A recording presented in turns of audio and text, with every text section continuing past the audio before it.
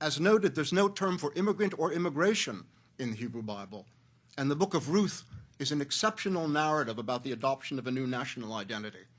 Ruth, a Moabite, determines to remain with her Israelite mother-in-law following the death of her husband and become an Israelite.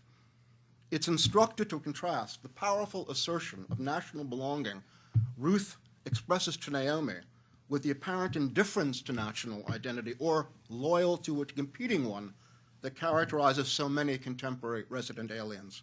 Ruth says, "Wherever you will go, I will go, and wherever you lodge, I will lodge.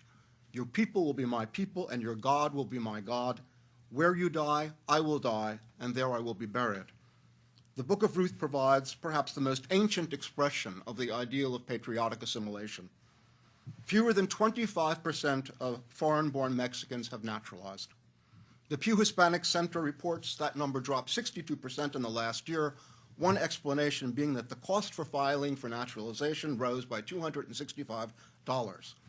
In the book of Ruth, we encounter an outsider's total identification with an adopted nation and longing for complete absorption. Among a great many contemporary transnational migrants, and that is the proper term, not immigrant, we see something very different. Whether stemming from the anomie of the deracinated, economic calculation, unwillingness to choose between identities, or more likely, an abiding loyalty to Mexico, all Mexicans remain Mexican by Mexican law, there's scant indication of a parallel desire to embrace American identity. This is especially true when that embrace requires paying a price for wholesale violations of American law, paying by the rules, and going to the back of the queue.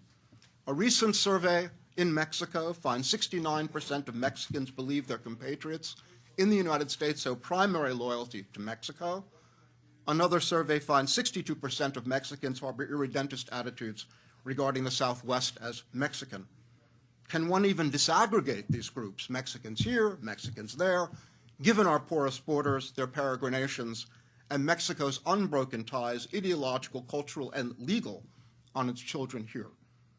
The Hebrew Bible addresses inclusion of strangers, aliens, as Jim talked about, in civil and legal terms in several places, Exodus, Leviticus, and Numbers. It proclaims one law for the citizen native, an alien stranger that dwells among you. But this is no Bill of Rights for sojourners. The Bible demands strict adherence to Israelite law and norms. Aliens gain rights only through lawful residency. Aliens need not convert, but they must embrace monotheism, the bedrock of Judaic civilization. The punishment for idolatry is death. Strangers had to pay taxes, demonstrate civic loyalty by making the annual pilgrimage to Jerusalem, and preserve social order. The Bible also draws a bright line between the religiously defined notion of being a citizen, the biblical word for that is ezrach, from a sojourner. While forms of legal residency, again, as Jim pointed out, for those outside the covenant find sanction in the Hebrew Bible, only conversion to Judaism confirmed all rights and made one a full member of the people, a parallel to the propositional conception of American citizenship. Leviticus 19:33 exhorts us to love the stranger. Comprehensive immigration reform is not about love. It's about exploiting cheap labor, Hispanic identity politics, and creating a permanent Democratic majority. Leviticus does not command us to exploit strangers for profit or political advantage. Contemporary immigration pits hard-pressed constituencies against each other. Poor illegal aliens against America's unemployed, working poor, and working class, including legal immigrants. The competition gravely harms our fellow citizens, especially during times of acute economic distress.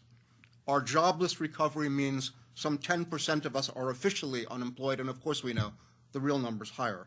Some 16 million are out of work, while 6 citizens chase every job advertised. Illegal aliens hold some 7 million jobs.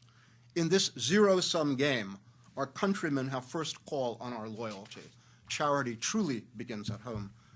The Hebrew prophets repeatedly demand justice for the humble laborers of one's own community. This call is recited in the Bible's Holiness Code, read in every synagogue on the Day of Atonement.